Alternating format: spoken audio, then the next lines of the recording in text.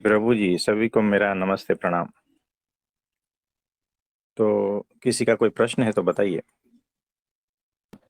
प्रणाम प्रभु जी। हाँ जी प्रभु जी, प्रणाम। बोलिए बोलिए। पूछना तो नहीं चाह रहा प्रभु जी, जैसे जो महसूस होता है वो बताना चाहता हूँ कि हाँ जी हम बोलिए। जैसे जो लोग हैं। जी प्रभु जी, जैसे हम जैसे लोगों की स्थिति प्रभु जी, ऐसी स्थिति रहती है कि अलग अलग अवस्थाओं से होके गुजरना पड़ता है। कि जैसे भक्ति तो अपनी जगह कर रहे हैं, सत्संग में भी आ रहे हैं, पर हम्म। कभी आनंद आता है, कभी आनंद नहीं आता। जैसे अलग अलग गुण प्रभावित करते हैं। कभी ऐसा लगता है कि जैसे मन को कुछ समझ ही नहीं आ रहा। तो हर तरह की प्रभु जी स्थिति है ना, महसूस होती रहती है कि क्या क्या हो रहा है। जैसे हम अगर चाहें कि हमेशा ही आनंद आए, तो ऐसा नहीं होता। वो हमको वो अवस्थाओं पे डिपेंड रहना पड़ता है। कभी कैसी अवस्था आ जाती है। अब जैसे मैं देख पा रहा हूँ कि हाँ, अभी आनंद वाली स्थिति तो नहीं है, पर हाँ, मैं भक्ति भी कर रहा हूँ, सब कुछ है, पर अभी जो स्थिति है वो ऐसी है कि हाँ, अभी आनंद नहीं है। ऐसा है प्रभु जी। तो कोई बात नहीं, अपेक्षा मत रखो। देखो, अभी आपके वहां पर बारिश हो रही है या नहीं? नहीं प्रभु जी। तो आप जो है ना, ये कहते हो ना कि बारिश हो जाए, बारिश हो जाए, बारिश हो जाए। अब बारिश अपने हिसाब से आएगी ना, क्या आपके हिसाब से आएगी बताओ? जी प्रभु जी, अपने हिसाब से। है ना? अभी देखो, अगर बारिश धुआंधार पड़े, है ना, महीना भर, आप क्या कहोगे? बारिश रुक जाए, बारिश रुक जाए, बारिश रुक जाए। अब बारिश अपने हिसाब से रुकेगी या आपके हिसाब से रुकेगी? जी प्रभु जी, अपने हिसाब अब मुझे बताओ, जब पहले आप कह रहे थे ना, और बाद में कह रहे हो, कुछ फर्क पड़ता है क्या आपके कहने से, आपके मानने से, आपकी इच्छाओं से कुछ फर्क पड़ता है क्या? से। नहीं प्रभु जी। है ना? तो इस तरह से कुछ भी फर्क नहीं पड़ता है। आपके कहने से, आपके मानने से, आपकी कोई भी मान्यता, इच्छा से कोई भी फर्क नहीं पड़ता। आप समझ पा रहे हो? जी। तो इसी तरह भीतर भी गुण जो है ना, आते जाते रहते हैं। आपकी इच्छाओं से वो कुछ नहीं फर्क पड़ता है। यानी सूरज सुबह में निकलता है, आप कहते हो कि भाई 2 घंटा बाद में निकलना, तो ऐसा होता है क्या? और रात को कहते हो कि भाई सूरज तो 24 घंटे रहना चाहिए। जैसे कहते हो ना कि आनंद तो 24 घंटे रहना चाहिए। तो उससे होता है क्या? सूरज 24 घंटा कैसे रह पाएगा बताओ? पृथ्वी से बाहर जाना पड़ेगा, तब आपको वो दिखेगा कि 24 घंटे वही है ना? यानी माया से पार जाना पड़ेगा, तब जो है 24 घंटा आनंद रहेगा। कुछ समझ में आ रहा है? जी प्रभु जी। तो ये जो अपेक्षा है ना आपकी, कि पेड़ जो है ना लाल होना चाहिए, हरा नहीं होना चाहिए, बारिश यहाँ पर इतनी होनी चाहिए, वहां उतनी होनी चाहिए, ये सामने वाला जो इंसान है मेरे साथ ऐसे ही बिहेव करना चाहिए, ऐसे बिहेव नहीं करना चाहिए, ये जो अपेक्षा रहती है ना भीतर, चेक करना, बहुत ध्यान से सुनो। भीतर हमेशा चेक करना कि मेरी अपेक्षाएं क्या क्या है, किन किन लोगों से है, किन किन वातावरण से है, किन किन संजोगों से है, किन किन घटनाओं से, है ना? जैसे बाहर की अपेक्षाएं होती है, चीजें मेरे हिसाब से नहीं चल रही है, वो ठीक नहीं लग रहा है, वैसे इसको ऑब्जर्व करो। देखो, तो कोई बेवकूफ है, वो इतना व्यथित होता है कि जो भी दोष गुण बदलते रहते हैं ना, उसके साथ भी आप वैसा ही व्यवहार करते हो जैसा बाहर के मौसम के साथ करते हो। अगर फरियाद में, शिकायतों में रहते हो, तो उसमें रहते हो, है ना? तो उसको साक्षी भाव नहीं कहते। अलिप्त हो तो साक्षी भाव है, सिर्फ देखने वाले हो तो साक्षी भाव है ना? अपेक्षा में हो तो साक्षी भाव नहीं है। अपेक्षा रहित स्थिति में साक्षी भाव में हो आप समझ पा रहे हो? जी प्रभु जी। तो ये सारा मौसम जो बाहर बदलता है, वैसे भीतर भी बदलता है। जब इस बात बोध सारा कुछ ऋतु है, वो बाहर का हो या भीतर का, जी प्रभु सूरज जी। अपने अपने हिसाब से सर्कल में चल रहा है, गैलेक्सी अपने हिसाब से सर्कल में चल रही है, सब कुछ यहाँ पर ऋतु में चल रहा है। ऋतु यानी धर्म। तो विचारों का धर्म एक होता है, भाव का धर्म एक होता है। वो सारे भाव इधर उधर अपने हिसाब से चलते रहते हैं। तो सबका धर्म पहचान लो। वृक्ष का धर्म होता है, उसका धर्म क्या है? खड़े रहना, धूप ठंडी जो भी है खड़े रहना, छोटे से बड़े होना, और जब उसका आयुष्य खत्म हो जाता है तो गिर जाता है, सूख जाता है, वो उसका धर्म है। वैसे शरीर का भी एक धर्म है, क्या नहीं बताओ? शरीर को भूख लगती है, वो शरीर का धर्म है, शरीर की ऋतु है, शरीर का चक्र है ना? आप समझ पा रहे हो? जी प्रभु भीतर जी। ब्लड सर्कुलेशन हो रहा है, उसका भी एक धर्म है। क्या धर्म है? ऑक्सीजन लेना, सारे शरीर के पार्ट्स को पहुंचाना, और फिर वापस वहां से कार्बन डाइऑक्साइड कलेक्ट करके श्वास से फेंक देना, ये ब्लड का धर्म है। वैसे हर चीज का यहाँ पर धर्म है, हर चीज का यहाँ पर ऋतु है, हर चीज का यहाँ पर चक्र चल रहा है, साइकिल चल रही है। हर चीज यहाँ पर साइकिल में चल रही है, याद रखना। भीतर के तीन गुण जो है ना, जैसे बाहर तीन ऋतु है, वैसे भीतर के तीन गुण है। उस गुण के हिसाब से आपके इमोशंस, आपके विचार, भाव, ये सारा कुछ बदलता रहता है बार बार। आप रोज रोज खुशी महसूस नहीं कर पाते। बैंक के अकाउंट से कुछ चला गया, दुख हो जाएगा, क्योंकि आपका दुख सुख ये सारा परिस्थितियों के अधीन है, परिस्थितियों पर आधारित है। परिस्थितियां छिन गई तो दुख सुख भी छिन गया, बात खत्म हो गई। इस बात को देख लेना ही समझदारी है। कुछ समझे?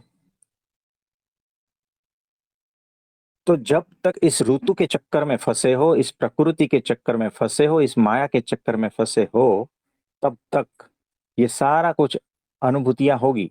कभी ये कभी वो, कभी ये कभी वो। आप समझे? ये जो उसके साथ में घटनाएं घट रही है ना, ये जो उसके साथ में लोग इन्वॉल्व हो रहे हैं, सगे संबंधी, उनके भीतर जो चल रहा है, कामनाओं का, वासनाओं का जो भूत सवार है, और जो भीतर के गुणों सवार है, उसके प्रभाव में सारे विचार और भाव, ये सारा कुछ इसको समझ नहीं पा रहा है, इसमें इन्वॉल्व हो जा रहा है बच्चे की तरह।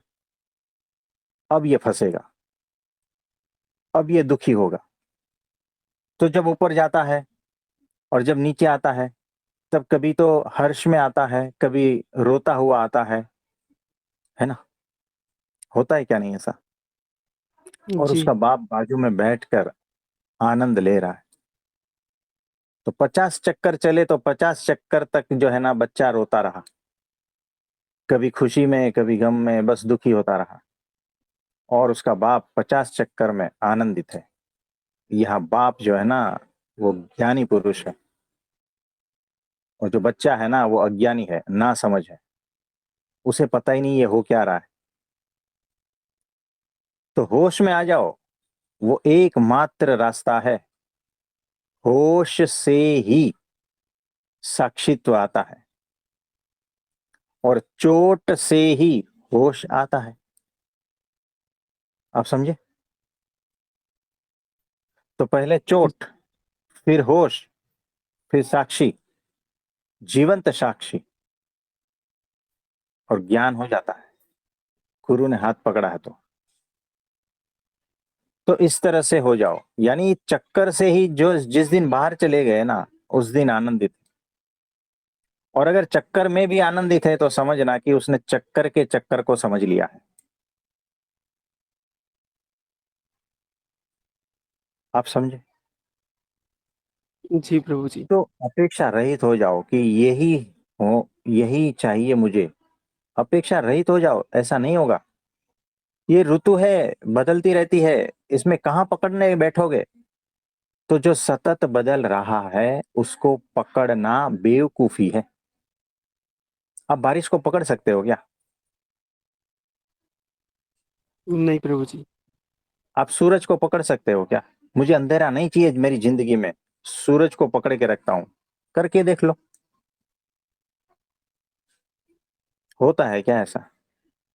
नहीं, मुझे गर्मी पसंद नहीं, मुझे तो ठंडी पसंद है, तो ठंडी की ऋतु को पकड़ के बैठ जाओ। होता है क्या? ये बेवकूफी है। मुझे दुख पसंद नहीं है, मैं आनंद में ही रहना चाहता हूं, पकड़ के देख लो। आनंद जब आता है तो पकड़ के देख लो, दुख आता है तो धकेल के देख लो। बेवकूफ कहलाओगे जब रात पड़ती है, अंधेरा होता है, तब लाठी लेके आप निकलते हो, मैं इस अंधेरे को भगा के ही रहूंगा, नहीं चाहिए मुझे जीवन में अंधेरा। अरे भाई, रुत है, वो साइकिल है, वो प्रकृति है। तो बाहर प्रकृति को आप नहीं रोक सकते, वैसे भीतर की प्रकृति को भी नहीं रोक सकते। उससे बाहर होना पड़ेगा, ये चक्कर से ही बाहर होना पड़ेगा। और बाहर होने का एकमात्र रास्ता है, होश में आ जाओ, साक्षी हो जाओ जो भी कुछ हो रहा है उसके, और ज्ञानी हो जाओ, चक्कर से ही बाहर आ जाओ, समझदार हो जाओ, चक्कर से बाहर आ जाओ। इसमें और कुछ डाउट रहता है क्या आपको? नहीं प्रभु जी, ये तो आपने बहुत अच्छा बताया है। अद्भुत था प्रभु जी। आनंद से आनंद को लेके एक सवाल था प्रभु जी, कि जैसे हम्म। आप कहते हो कि सत्पुरुष जो भी करते हैं वो करुणा हम्म। से ही करते हैं, करुणा का भाव हाँ। रख के। तो क्या सत्पुरुष प्रभु जी कोई आनंद वाला भी काम होता है जिसको करने से सत्पुरुष को आनंद आता हो? जैसे एक बार आपने मुझसे वीडियो कॉल की थी, तो हम्म। आप और मैं बात कर रहे थे, तो आपको कोई चीज़ अच्छी लगी थी, फिर हम्म। आपने पेन और कॉपी लेके, डायरी लेकर ऐसे बोला कि ये अच्छी चीज़ है, इसे मैं लिख लेता हूँ। तो उसके पीछे मुझे ऐसा लगा कि जैसे वो बहुत ही आपके लिए आनंद का विषय था, और हम्म। जैसे बस कि उ- उस समय पहली बार मुझे आपको देख के ऐसा लगा कि इसमें आप बहुत ज़्यादा जैसे लगन से कोई कुछ काम करता है, वैसे जैसे आपकी बहुत ज़्यादा लगन थी और आपके आनंद का विषय था वो। तो प्रभु जी करुणा तो हाँ। थी उसमें, क्योंकि हमारे लिए कर रहे हो आप वो सब। हाँ, देखो कैसा है कि एक पेशेंट है, अब 1 महीने से बीमार है, अब उसका कोई इलाज नहीं मिल रहा, और अचानक खबर आता है, फौरन से फोन आता है कि इस बीमारी का ये इलाज है और ये जो दवाई हम आपको भेज रहे हैं। इतना सुन के सबसे पहले आनंद किसको आएगा? पेशेंट को। देखो, पेशेंट तो बीमार है ही, उसको तो पता ही नहीं है। जी प्रभु जी, सुनने वाले को। तो जिसने सुना, जो डॉक्टर के पास वो इंफॉर्मेशन आई, वो खुश होगा ना। उसमें उसका कोई स्वार्थ है क्या? अगर दवा नहीं मिलती और पेशेंट मर जाता, उसका कुछ जाता है क्या? कुछ भी नहीं जाएगा, डॉक्टर का क्या जाएगा बताओ ना। और अगर वो दवा मिल गई और पेशेंट अच्छा हो गया, तो भी डॉक्टर क्या क्या मिलने वाला था? लेकिन डॉक्टर ने ये सुना और उसको भीतर से खुशी हो गई। क्यों? क्योंकि वो जो बेचारा तड़प रहा है ना, आज उसका इलाज मिल गया। वैसे ही जब आपसे हम बात कर रहे थे ना उस दिन वीडियो पे, है ना, तब जो वार्तालाप के दरमियान कुछ ऐसा हमारे भीतर आया, है ना, जो पहली बार था, और अगर उसको हम मिस कर देते तो दूसरे लोगों को हम वो बता नहीं पाते थे। तो इसीलिए वो चीज जो मिल गई, है ना, क्योंकि हम वो चीज जो है बता पाए, और ताकि लोगों का कुछ परेशानी कम हो जाए। तो इसमें मेरा कोई स्वार्थ है क्या बताओ? नहीं प्रभु जी। हम तो वैसे ही आनंद में ही है ना। लेकिन किस तरह से मेरे साथ जो जुड़े हैं उसका दुख हल्का सा भी मैं कम कर सकूं, वो जिस स्थिति में है उससे और आगे बढ़े, किस तरह से, यही भाव हमेशा रहता है। इस भाव को जिसने पहचान लिया ना, उसने सत्पुरुष के भाव को पहचान लिया। वो सत्पुरुष के भाव को उपलब्ध हो गया। उसके गुण, सत्पुरुष के गुण उसके भीतर उतरने लगेंगे। आप समझे? जी प्रभु जी। यानी यहां पर कहीं से ज्यादा पैसा मिल गया तो खुश हो गया, ये खुशी नहीं कहते हम। किसी ने बहुत सम्मान कर दिया और हम खुश हो गए, ऐसा खुश नहीं होते हम। लेकिन ये जो दुख है ना, सामने वाला, उसकी पीड़ा किस तरह से खत्म हो, उसका कुछ मिल गया तो हम खुश होते हैं। आप समझ रहे हो? जी प्रभु जी। आपकी जहां पर खुशी है ना, वहां हमारी खुशी नहीं है, याद रखना। आपको जिस बात पे आनंद आता है ना, उस बात पे हमें आनंद नहीं आता है, ये बात समझ के रखना। आपका शरीर जैसा ही हमारा शरीर दिख रहा है, आपके शब्द जैसे ही हमारे शब्द है,